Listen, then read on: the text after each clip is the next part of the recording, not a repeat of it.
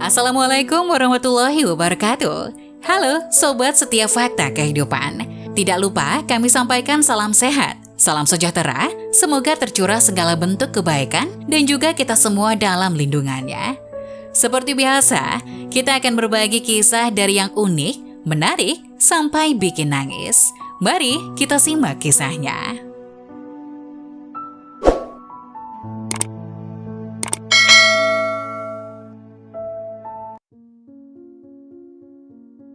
Ini ciri-ciri sholat bersama setan. Salah satunya, orang yang dalam sholatnya tergesa-gesa.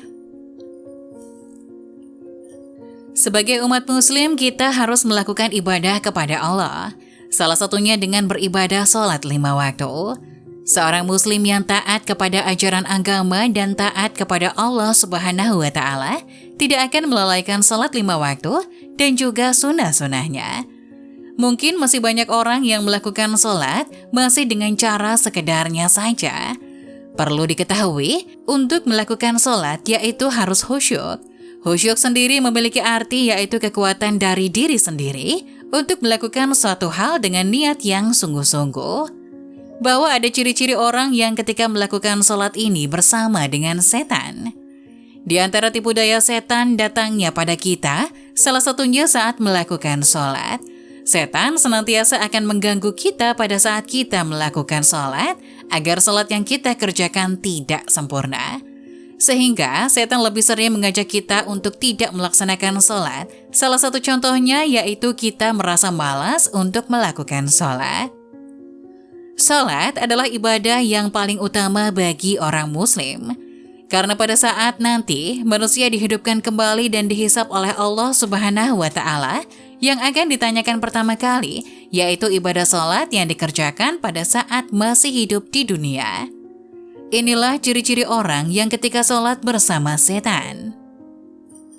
1. Orang yang was-was dalam niat.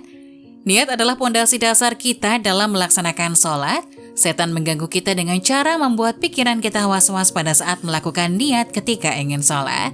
Kita merasa tidak yakin dengan niat yang telah kita bacakan, sehingga kita terus mengulang-ulang bacaan niat tadi. Dan hal ini dapat menghilangkan konsentrasi atau khusyuk kita kepada Allah Subhanahu wa Ta'ala. 2. Orang yang tidak khusyuk. Biasanya orang yang melakukan ibadah ini harus fokus. Jika sudah tidak bisa fokus kepada Allah Subhanahu wa Ta'ala, ini merupakan salah satu cara setan menggoda kita dan membuat pikiran kita memikirkan urusan duniawi. Ketiga, orang yang merasa ragu buang angin. Setiap orang muslim pernah mengalami saat melakukan sholat, kita berbicara dalam hati, merasa telah mengeluarkan angin. Ini adalah salah satu dari godaan setan. Dalam hadis diriwayatkan oleh hadis riwayat Ahmad, bahwa Rasulullah pernah bersabda, jika salah seorang di antara kalian merasakan hal itu, maka janganlah membatalkan sholatnya hingga dia mendengar suara atau mencium baunya tanpa ragu. 4. Orang yang tidak fokus pada sholatnya. Setan mencuri perhatian manusia dengan membuat seseorang menengok ke sana kemari, banyak bergerak, dan selalu terbayang hal-hal duniawi. 5. Orang yang sholatnya tergesa-gesa. Salah satu yang sangat dilarang saat melakukan sholat adalah tergesa-gesa pada waktu melakukan sholat, sehingga tidak mendapatkan kenikmatan dari setiap rakaat.